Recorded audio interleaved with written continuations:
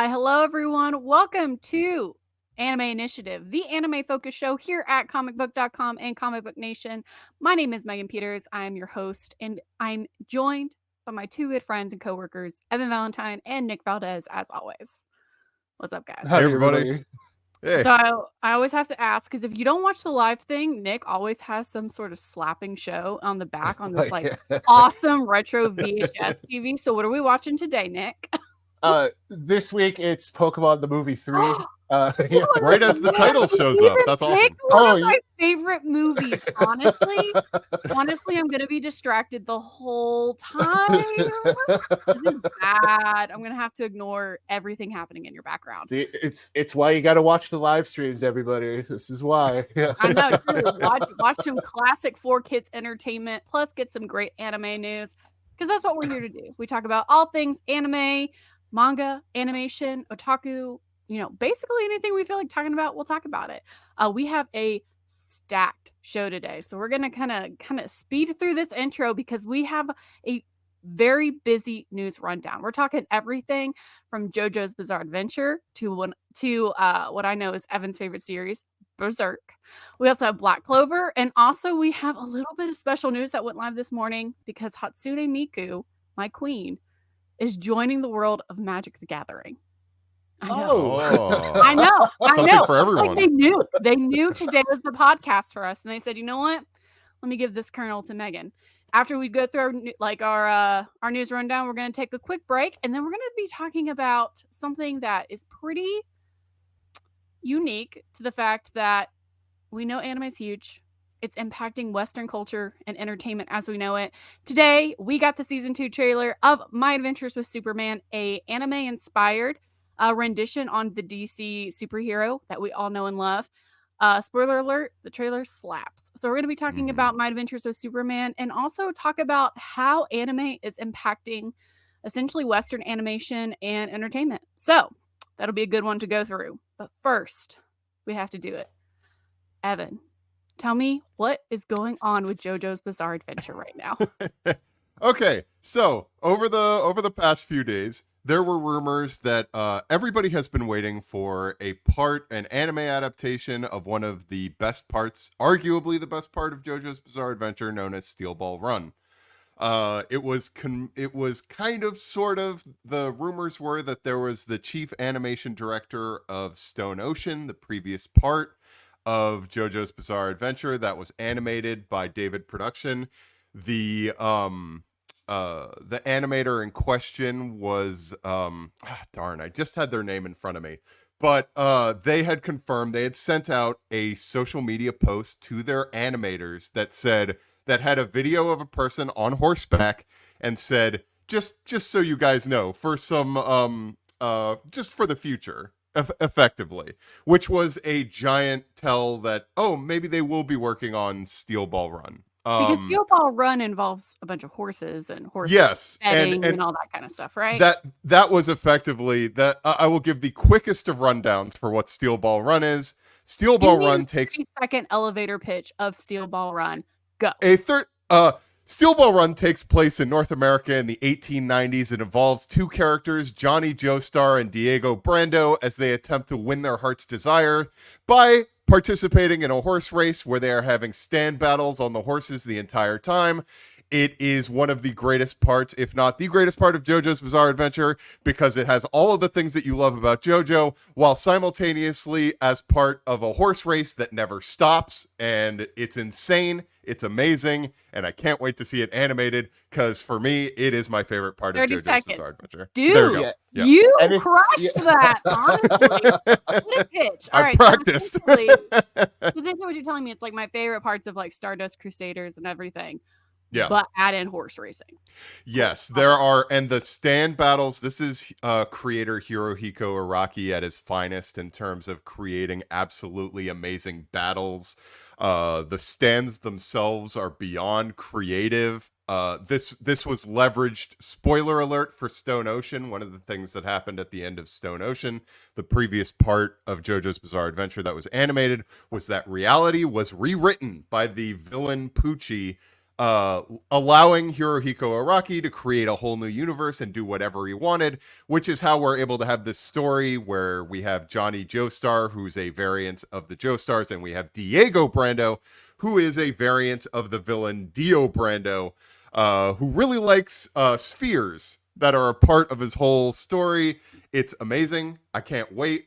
The animation director has since recanted the fact that he's like, oh, nothing should be taken from the fact that I posted a video of a horse to my animators. Nothing has been confirmed. It was an innocent horse. It was a coincidental horse. Just very coincident. Very, very coincidental. You're not fooling me, buddy. I know that you're not. You don't post a picture of somebody on horseback and you're not preparing to enter the world of Steel Ball Run. You can see online that JoJo fans are ecstatic for this because aside from myself, many JoJo fans agree that this is the best part of JoJo's Bizarre Adventure, and seeing it animated will be something else. I can't wait for people to experience this. Interesting. Well, I know traditionally animators have always talked about how difficult it is to animate horses. And so Yep. for a long time, fans and industry insiders were always questioning, can Steel Ball Run even be done given the sheer amount of horses that have to be animated? But it looks like even with this, kind of refutation by the anime director, it looks like the team at David Production is cooking. If it takes a little bit longer than normal, that's fine. They have to animate like a gajillion horses. But I'm stoked. It's been a hot minute since Stone Ocean came through. And you know what? Hopefully we'll just see, how Steel Ball Run shapes up and whether or not its streaming method on Netflix kills all the excitement for it. But please save JoJo Fridays, Netflix. Two things I wanted to mention about Steel Ball Run. One of the rumors that's been going on for a while is the idea, I know Megan, you had mentioned, like, how do you animate horses? One of the ideas is that they'll use kind of CG animation to do the horses specifically, kind of in a similar way as Dragon Ball Superhero did it, and Attack on Titan did with Studio Mappa for its final season. On top of that, there have also been rumors, none of this has been substantiated, that David Production might be sharing animation responsibilities with another studio for this one, just because it would take a lot of work. When we say it's hard to animate horses, I want to stress to you, it is really, really, you might not think about it, and you might be wondering why other animals aren't. It's something to do with like the way that their gait is when they walk, how their legs move. It's really difficult to do, and it's really difficult to do in scale. So let's give the David Production team all the good vibes. Yeah, and the I must reiterate that this series takes place entirely on horseback. Johnny Joestar, a major part of his story is that he cannot walk, and one of the reasons why he's in this is to get the use of his legs back, so he is constantly on a horse throughout the entire thing. So that is, I do not envy the job of those animators, but I am looking forward to see what they do. Well, with that said, we will see what happens next with JoJo, and we will hope we get some good, substantiated, official news on Steel Ball Run soon. But I'm also, Evan, because clearly this is your episode right now. This is a big episode for me. Anime overlords, as they were releasing news this week, said, I have Evan Valentine in mind. So all I know is Berserk is everywhere on my timeline right now, whether it's TikTok or Reddit or anything, because a fan-made season 2 pitch for the 1997 Berserk anime is going viral. Tell me about it. Yeah, so as Berserk fans may or may not know, I mean, there hasn't been an anime adaptation since the disastrous 2016, 2017 Berserk. When we say disastrous, we mean disastrous. It's rough, guys. It's rough out there for Band of the Hawk fans. Since the 2016-2017, the only thing that we've seen from Berserk is Berserk Memorial Edition, which was a compilation of the footage that was taken from the Berserk trilogy of feature-length films, cut up into a television series and kind of brought to a number of streaming services. So a number of fan animators, almost like at the same exact time, I don't know if everybody coordinated this or not, but they took the opportunity to say, we're all going to take a crack at Berserk.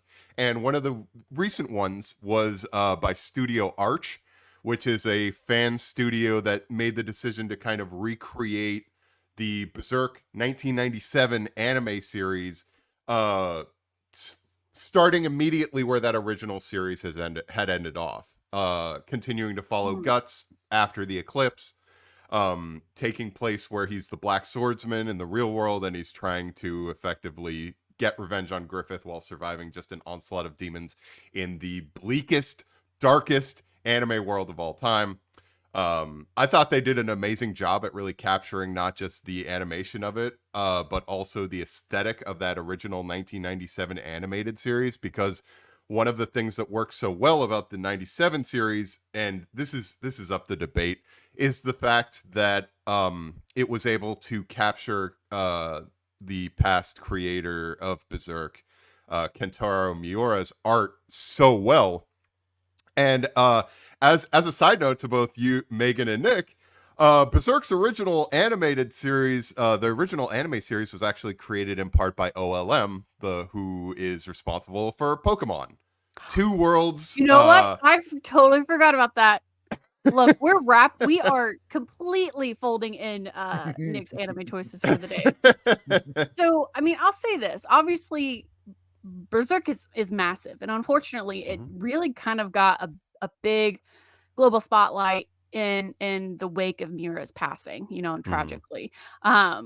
It's so wild to me, I mean, it's both wild and not wild to me, given how bad the last Berserk anime is. Like, I understand the hesitation for, studios to come in and try to, revisit the property, just given, I mean, when I say that 2016 anime was raked over the coals, and for good reason. It was not good. The animation style, let alone the pacing and dialogue, was it was hard to bear. But the 1997 Berserk anime, it's one of those, like, how the colors and the 2D animation works. It's so good. It's such like a raw, visceral kind of aesthetic that fits the manga so well. Like, this season 2 pitch, it really makes me want more Berserk as in terms of anime, which and I'm not even the big fan of Berserk here on this show. I definitely, have a respect for the series, but I don't come near your guru status of it. The 97 series is such a unique thing in terms of how the animation was done, and I cannot stress enough how many years of stories that they have not animated in any sense of the word. There are some of the best battles as well as some of the best moments that have yet to be brought to an anime.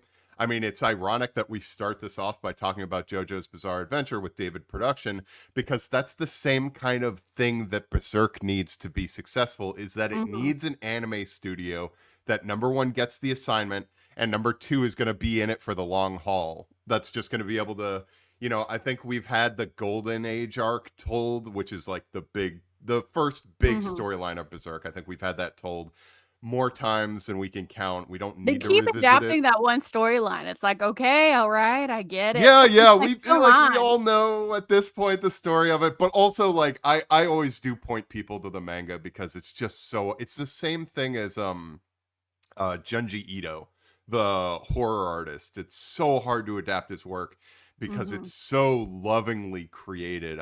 When I show people Kentaro Miura's panel work in Berserk's manga, like, I can't help but gush over it because it's so, he would spend weeks slaving over one pixel in an overall, like, spread of Berserk, and it just shows in everything that he did. Like, the world lost a serious talent when he tragically passed, but his friends, writer Koji Mori and the artist at Studio Gaga, are attempting to kind of continue the series and finally give us an ending to this series that has been going on since the 1980s. We are dying to see how this series comes to an end, and knock on wood, we one day get an anime that's able to do the original series justice. I know I'm crossing my fingers for it.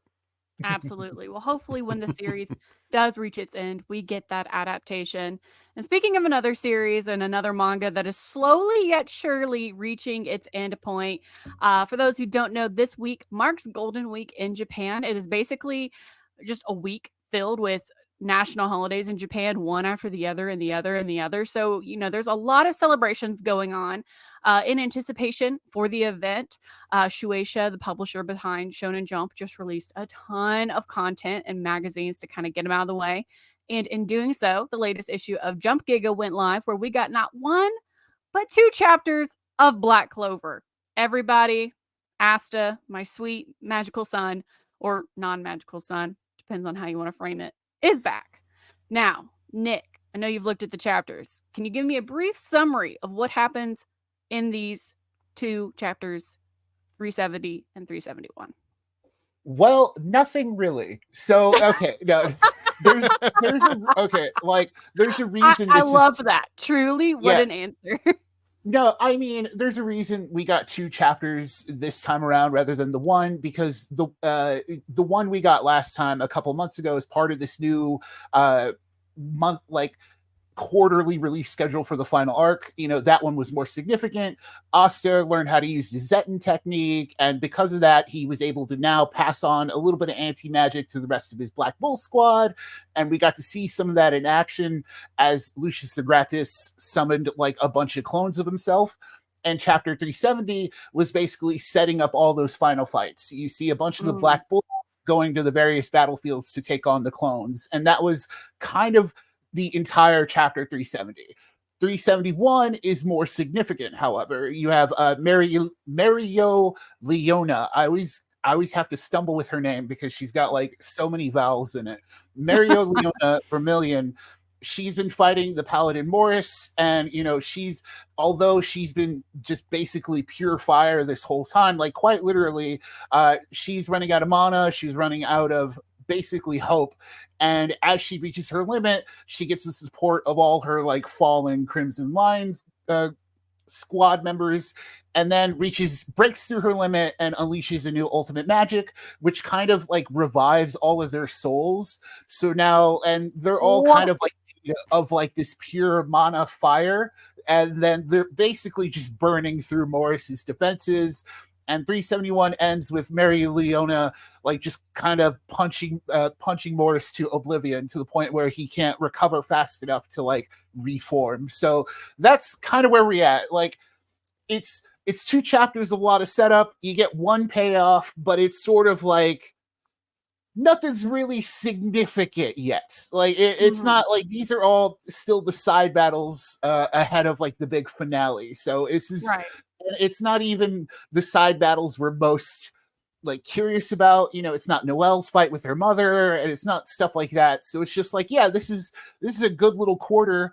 I'm glad we got 2 chapters, because if we just got one where it was all the setup, I'm pretty sure people would feel disappointed, which is probably why it was a double release.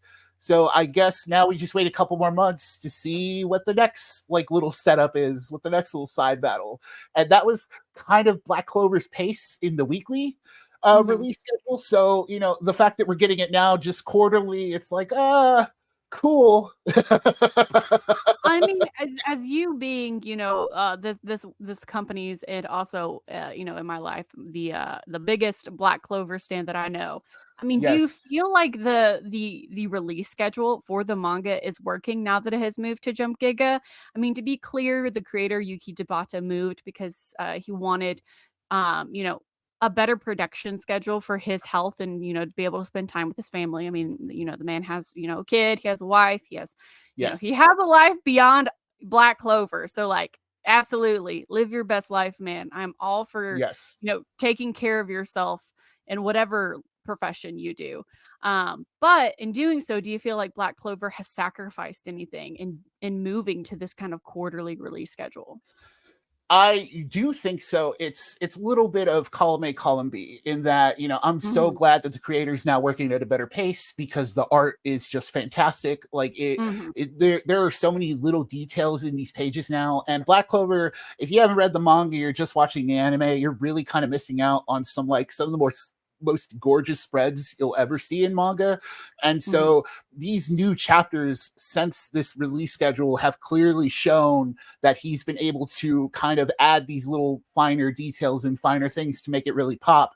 But on the other hand, it still has the same pacing as the weekly chapters, just a bit extended. Like instead of a 10-page chapter per week where we kind of get set up, we got 20 pages of setup in that same pace. It's like, you know, the Black Clover's a very fast series. Battles end within like a very few chapters.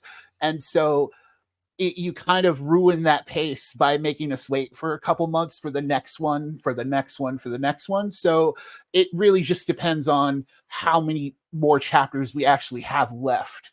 Like if it really is, we only have like 4 or 5 left, then I would understand, you know, like every chapter gives us the end of a fight.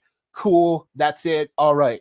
But as it stands now and what I'm seeing develop with each one, it's like, well, I don't know, maybe you should have just did like a monthly release schedule or something, because this quarterly kind of sucks. So maybe we could have gone to V-Jump. Well, I mean, looking at the pacing after reading the 2 chapters, I totally agree with you. The pace of Black Clover is very much, you know, hurry up and wait. It's like, all right, like we'll wait for a really long time, and then all of a sudden, like one chapter, like 40 different things happen. And it feels like a weird form of payoff when you can get it quarterly. I mean, it, and this is just my personal belief based on how I'm tracking the pacing at this point. Like, I feel like it's going to take 3 more years for Black Clover to finish its current pace. With all of the fights it has set up, both kind of side fights and kind of main fights and then once it hits its climax, it also needs to come down and finish.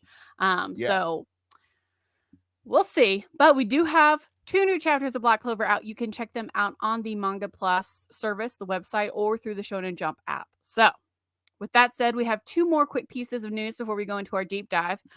One I already talked about because I'm too excited. Hatsune Miku has come into the world of Magic the Gathering, bringing 2 my biggest interest into one, which I think is amazing, because for those who don't know, Magic the Gathering has a kind of this thing that it does called secret layers, and these secret layers are basically campaigns where Magic the Gathering collaborates and makes cards in, you know, conjunction and tandem with other franchises. So they've done The Walking Dead, which, you know, had mixed reception. But then there were other things like Stranger Things, you know, there was Lord of the Rings, and more recently we had Fallout. And my husband was so game for Fallout. I've listened to nothing but Magic the Gathering discussions because of the Fallout Commander decks and stuff that they recently released for Secret Lair. Well, now it's my turn, because Hatsune Miku, I have no idea why they picked Hatsune Miku, but my queen Vocaloid is now getting her own Secret Lair collaboration with Magic the Gathering. It has a bunch of different art, which is really interesting. It's so weird to see Hatsune Miku done in like quote unquote traditional MTG card art style. But yeah, the team behind Wizards and Magic the Gathering announced it today that Hatsune Miku, essentially the idea is like in this Secret Lair collaboration, she's taking a world tour in the universe of Magic the Gathering. Which is insane. It's insane. I love that. I can't tell you how insane it is as me seeing Hatsune Miku in Magic the Gathering. Truly, like, Fallout made sense to me, you know, like most of the things Magic the Gathering has done, even like when it did like some of the alt art with like Godzilla and everything, like it has all made sense. Hatsune Miku is the first Secret Lair that I have looked at and been like, don't understand. There's such little frame of reference.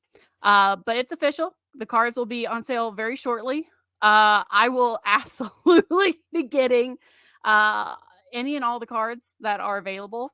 But this question has led me to one of, well, now that we have Hatsune Miku as a Secret Lair collaboration, kind of opens the door. It gives us a little bit of wiggle room to get some anime collaborations. So what other anime series do we think would fit with Magic the Gathering here? I mean, we just mentioned two of them at the top of the show, right? And that don't have their own card games already, like JoJo's Bizarre Adventure and Berserk, right? Like, Berserk Can would you work imagine Berserk cards in MTG? yeah, I feel like that's kind of like a match made in heaven, well, Mhm. not in Berserk's case, but not so much for that Yeah. one. I think that yeah. I can't remember if it was official, but I remember that Junji Ito did something He with did Magic. Pokemon cards. Junji. Oh, see, I yeah. was gonna say. Sorry, I just got way too excited, and then my mic level. Junji Ito.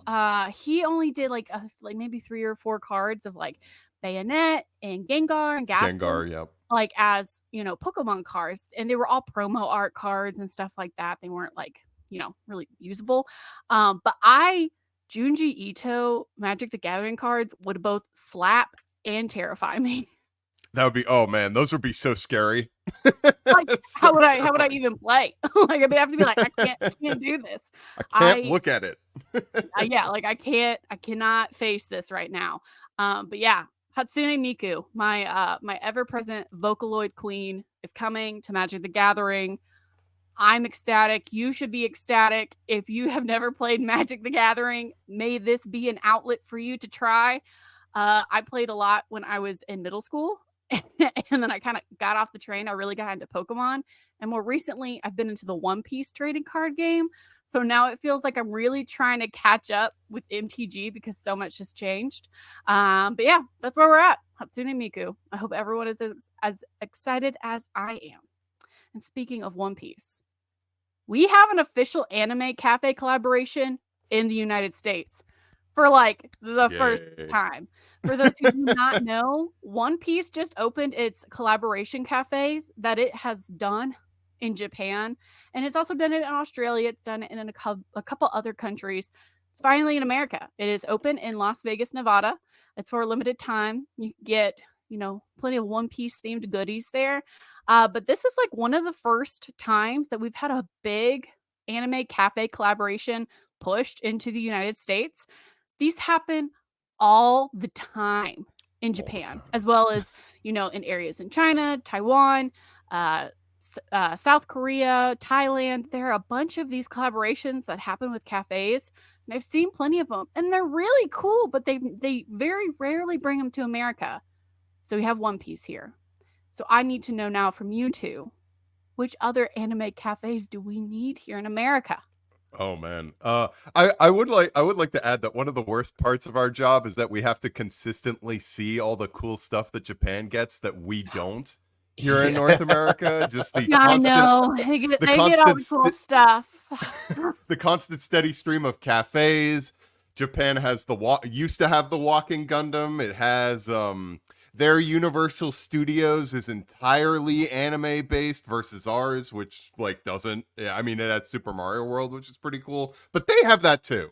And so and more, they already have the Donkey Kong stuff there. So yeah, they already have all that. So like, what in terms of what other? I mean, there are unofficial like Dragon Ball cafes in America. Oh yeah, there's that works. tons of unofficial ones for sure. There's tons of unofficial ones, but having like an official one, I always was a fan. I mean, I would love a Gundam cafe. The Gundam cafes seem really cool. There's whatchamacallit? What are some? I mean, obviously Tokyo Ghoul seems like the perfect one that's made for a cafe. Yeah, I mean, I was gonna joke, keeping up the bit, I would say Berserk, just like keeping up the joke. Don't make a Berserk cafe. Don't Don't make that. There's no good food in Berserk. It's all terrible. It's all horrible. I would be scared. I feel like they would like whatever food I was getting, they would take it out and like butcher it in front of me.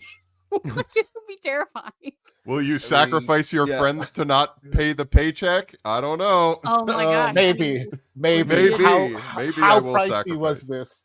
How pricey was this? Yeah, maybe.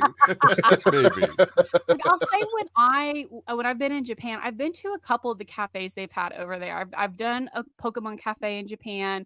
I didn't get to go to the Gundam cafe, unfortunately. I went to I think 2 different Final Fantasy cafes, and those were really cool. I'll say this. They're not doing it at this cafe for One Piece, but at the Universal Studios Japan in their pavilion, they have like a One Piece area.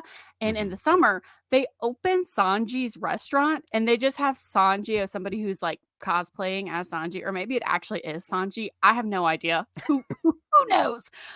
He's out like talking to guests and serving food, like doing all this cool stuff for me, especially because I am so deeply entrenched in my One Piece era right now. Right, yeah. Sanji to serve me food. Come on. Like I want this One Piece cafe to go one step further. But it also, man, a Sailor Moon cafe, I would just probably cry the whole time, especially if they had the Sailor Scouts there. I would just be so like in awe. I wouldn't know what to do. Also, a very obvious pick for me would be Oran High School Host Club. I know that will never happen because that I was just like, failed do you just want a years host ago. cafe? Yeah. It They do failed have those. so long ago. But hey, if Fruits Basket can make a comeback, so can Oran High School Host Club, and I can get Yeah, my we've seen wilder revivals, so it's on the Truly, table. we Yeah. have. Truly, no truer words have been spoken before. So, One Piece Cafe is open. You can go visit it in person for a limited time if you are in the Las Vegas area. I fully admit I have Google mapped how long it would take me to drive there. It's not doable, but you know what? I've That would be a considered minute. it. So that's all of our news rundown for the day. We're going to take a quick break to pay for the show, but when we come back, we are going to be doing our deep dive into My Adventures with Superman and the influence anime is having on Western entertainment. So stay tuned.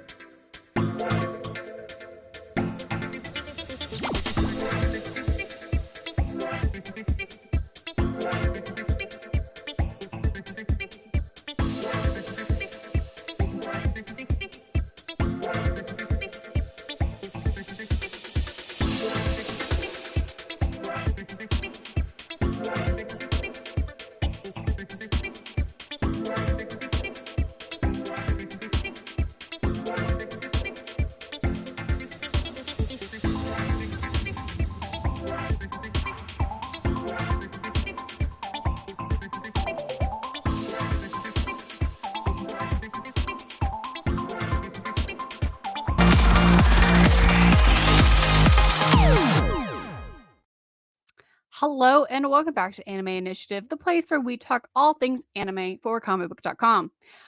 It is now time for our deep dive, where I have been so excited to get to this point because we got the official trailer for My Adventures with Superman Season 2 today. And it slaps. It's so good. Nick, can you please walk me through the insanity that is this trailer? Yes, My Adventures with Superman Season 2 officially premieres on May 25th. It's a Saturday. It is now officially going to get folded into the Toonami lineup. I know Season 1 was like airing on Fridays and then would have like repeat broadcasting on Toonami or Sunday or something like that. But it looks like with Season 2 here, it is firmly set within Toonami.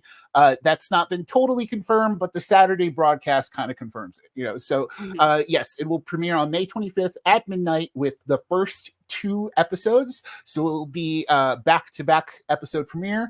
And then we'll be releasing at a weekly pace after that, with the episodes then being available to stream with Max the next day, just like Season 1. And so Season 2, where we left off with Season 1, was Clark. Clark's really getting into his Superman bag, and like he's kind of dealing with the first real issues of like catching the government's attention, and that was kind of the whole final climax of the first season. And so Season 2 is picking up on that with like even more troubles, more characters, more DC Comics villains who are getting remakes and makeovers.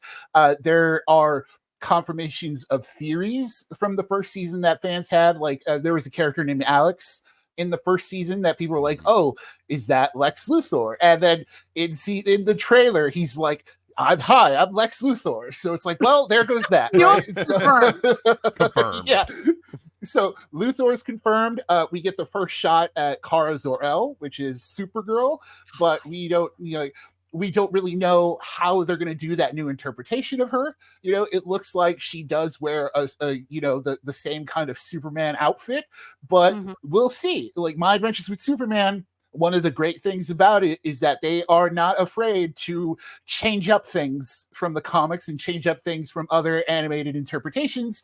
So we're kind of like, even though we have an idea of where things will go or what villains Superman can face, it's still very much up in the air because this is a fresh and modern interpretation of Superman. And so season 2 is just going to continue more of that. And I can't wait to see it. Like, it was originally picked up for 2 seasons anyway, but still seeing the season 2 production confirmed at the end of season 1 was still like, oh, okay, we can breathe.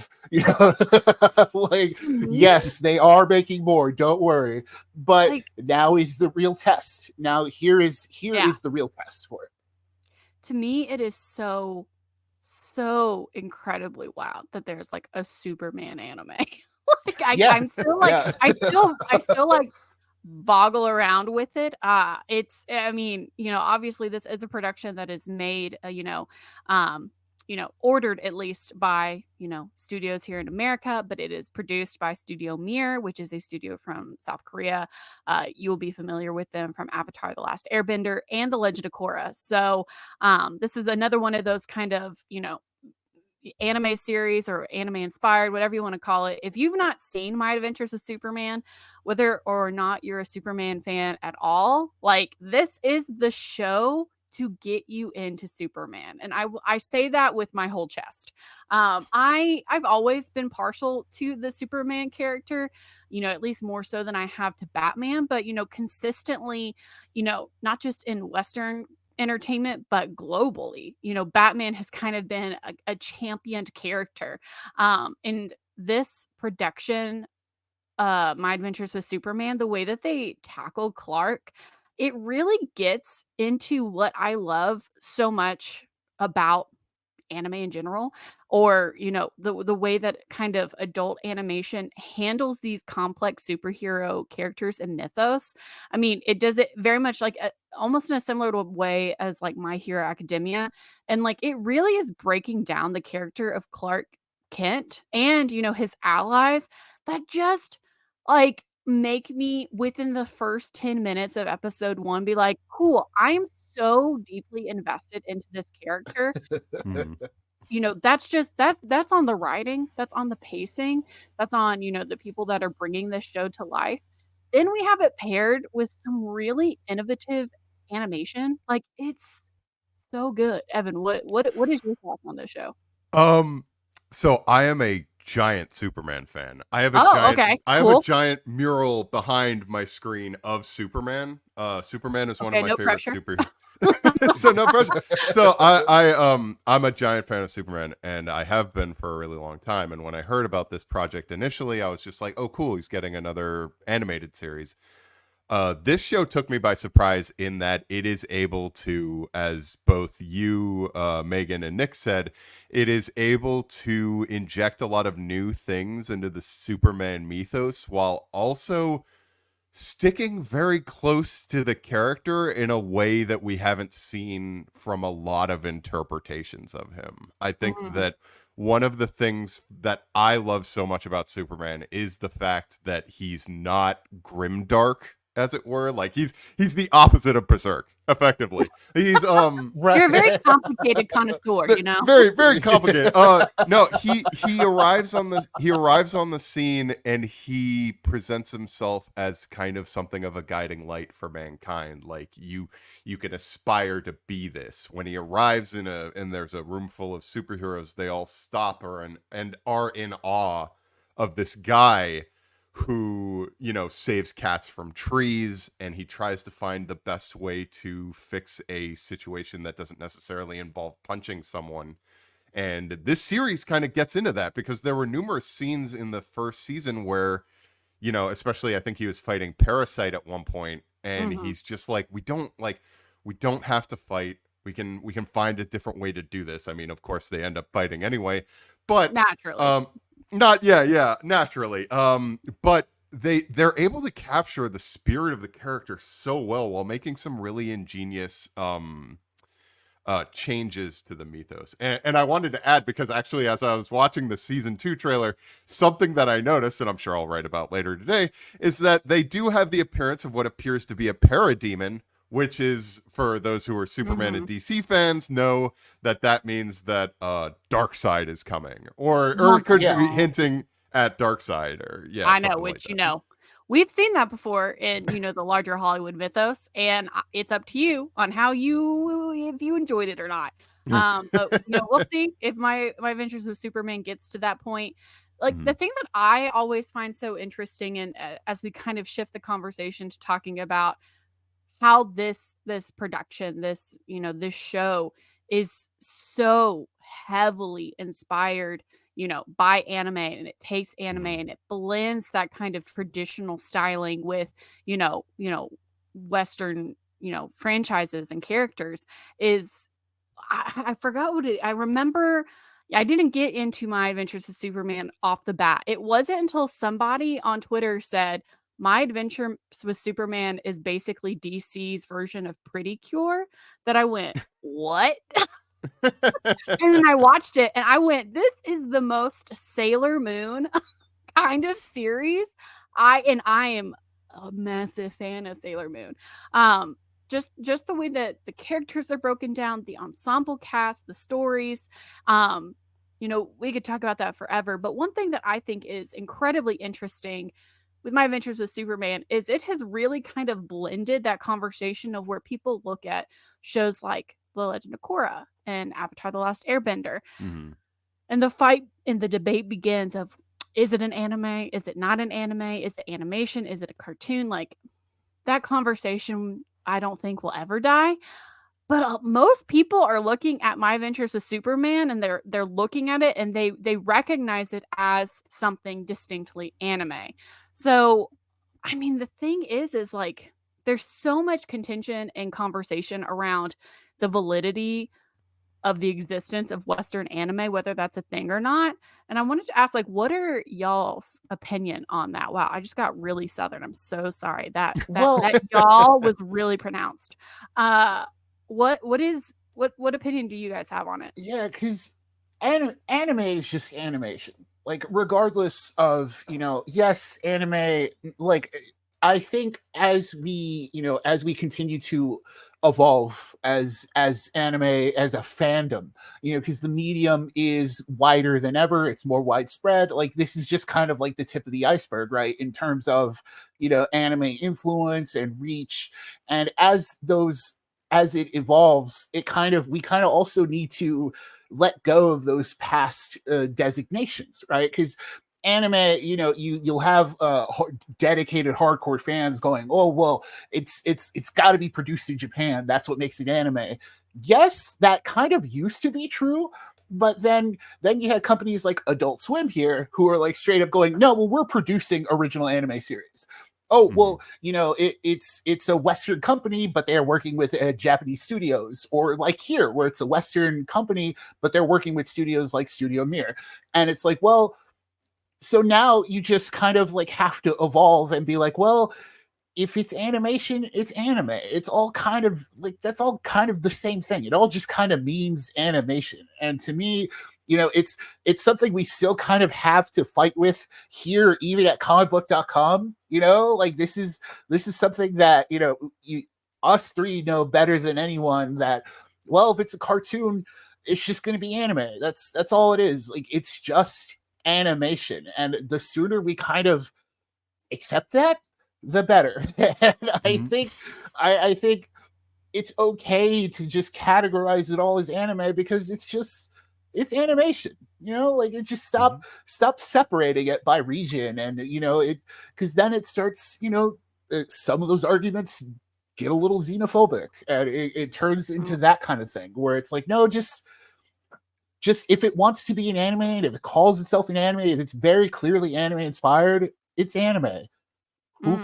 Once again, I'm just gonna say, who cares? What's your position, Evan? I agree with Nick like 100%. I think that like especially with the there will always be the debate. I think that you will never get a more heated debate on whether or not Avatar: The Last Airbender counts as an anime. I think that we are going to be arguing that until the day that we die. But I think that like with kind of like Nick said, there's the idea that like anime is animation. I think that that's a good argument to have. I think that there's an aesthetic that anime has that can be seen in productions that even if they don't necessarily take place in Japan or they weren't necessarily made in America. I think like especially with stuff that Netflix has been creating, whether that's like the Castlevania series or Blood of Zeus or a bunch of other things, like you can safely say that those are anime. And especially like with My Adventures with Superman, you don't necessarily think of it in the same vein as like DC Animation's original Superman series or Justice League or Batman the Animated Series. It most certainly falls under like the category of anime. And at the end of the day, like if somebody wants to call something an anime, just that's I think that's fine. I think like right? If it falls like, under that definition, yeah. Like for me, it's so interesting because a lot of the conversation comes down to like a shifting vocabulary. Yes. There are things traditionally in language that we continue to talk about in language because it evolves, and the way that terminology is used is it like change. Like, I mean, everyone jokes about the way that literally is the most overused word in the world, literally, but the definition of that word has changed because of its usage.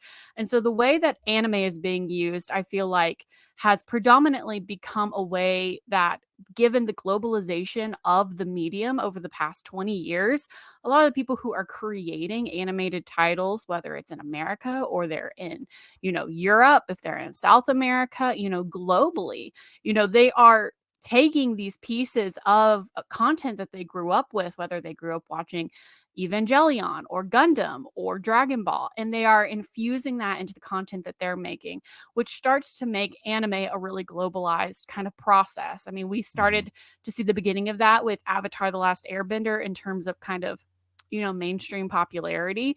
And in the last 10 years, anime has blown up. I mean, it is massive in terms of global sales, and the same goes for manga. So the fact that we're seeing this kind of, globalization and this back and forth of these, cultures and artistic styles borrowing from one another isn't surprising because if you want to go back and look in at the history of anime and animation in Japan, it's been around for so long, decades and decades and decades. But what we kind of know as quote unquote modern anime really kind of got a kickstart back during World War II, during the unfortunate, ways of occupation across the globe. A lot of cartoons and characters like Betty Boop were being introduced to Japan that had been isolated for so long. They started to take in this content and they made it their own. So I think there's definitely the argument for keeping something culturally, preserved and giving credit to where credit is due to a culture for what they have done in creation of anime.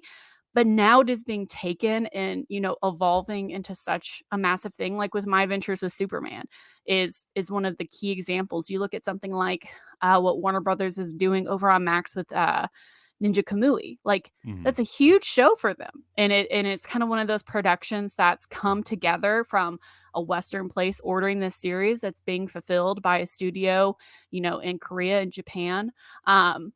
This conversation and this debate, I hesitate to call it an argument because I feel like there's really no right answer. It's an evolving situation that is evolving in tandem with the growth of anime globally. And I think that's awesome, truly. I mean, it's super cool. As somebody who's been invested in this industry for decades now, it's really cool to see it reach this point because for so long, you would say anime or you would talk about something that was anime and it was like a meme or like a joke or you were like making fun of yourself by bringing it up. But now it's like No, it's just it is a very valid form of entertainment and a very valid medium. So with My Adventures of Yeah, Super, like I want more. I want more of My Adventures with Superman. I want to see more content like that come forward. yeah. Um, This is even yeah. before factoring in other countries, right? Like this is Oh yeah. I still mean, it's this truly definition. global. Yeah, like this is definition is being argued between like North American and Japanese kind of sensibilities. But what happens when you have French comics adapted, like Radiant? Radiant was Mhm. a French comic that was adapted into an animated series. Is that still an anime? Yes. And then you have series like Solo Leveling, the hugest release of like the winter of the year so far. Korean Mhm. comic. So like that's the thing. It's like, when you adapt those, do you not call them anime because of, their source material? And it's like when you start picking at the little things like that, it's just easier to just be like, well, as long as you don't homogenize everything, like Megan was saying, as long as you avoid the wide homogenization of the I guess anime aesthetic or something like that along those lines, as long as you avoid that, like you should be fine just calling stuff anime. It's animation.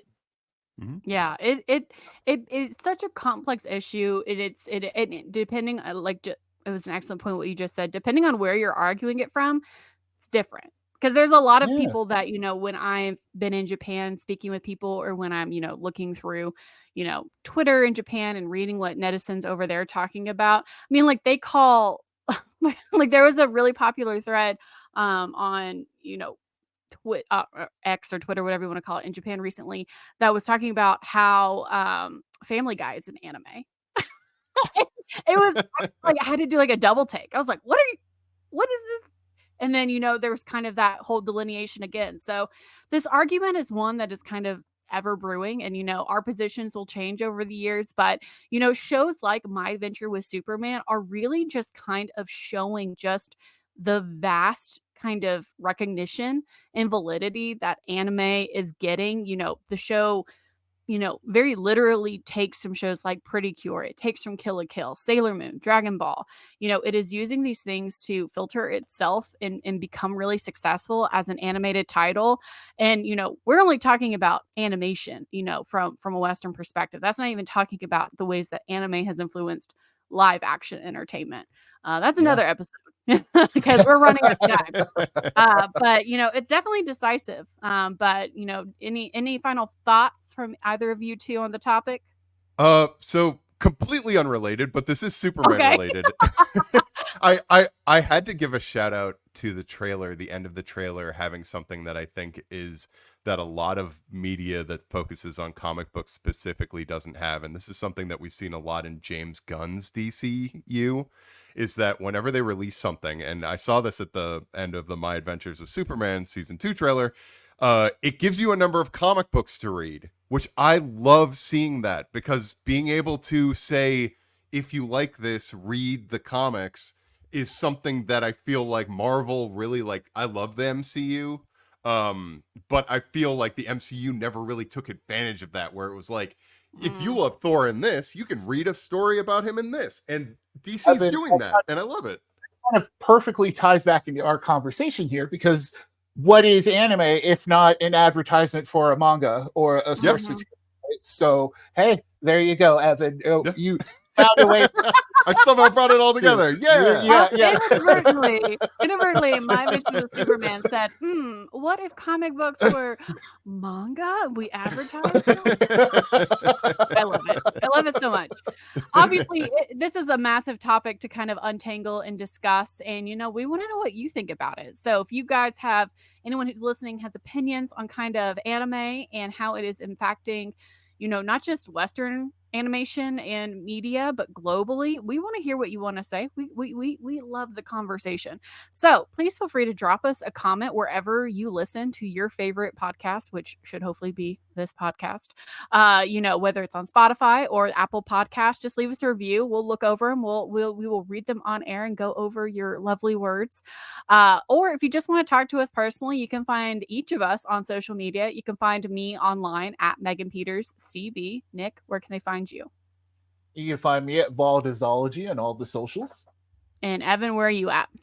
And you can find me at EV Comedy on all the socials. And please talk with me about Superman. I will talk with you forever about Superman. Talk about him. Talk about Superman with Evan, and then just immediately go into like your darkest theory about Berserk, and just give him a no. Just send him spiraling. I will look forward to it. But yeah, that is our show for the day. Thank you for listening to Anime Initiative. If you want even more geeky news, comicbook.com has an array of shows. Obviously, we have our tried and true Comic Book Nation, but we also have the pull list for comic books, and we have Quick Save for gaming. We have a Pokemon podcast if you want to listen to me talk about Vaporeon way too much. And we have Phase Zero, which is our Marvel show.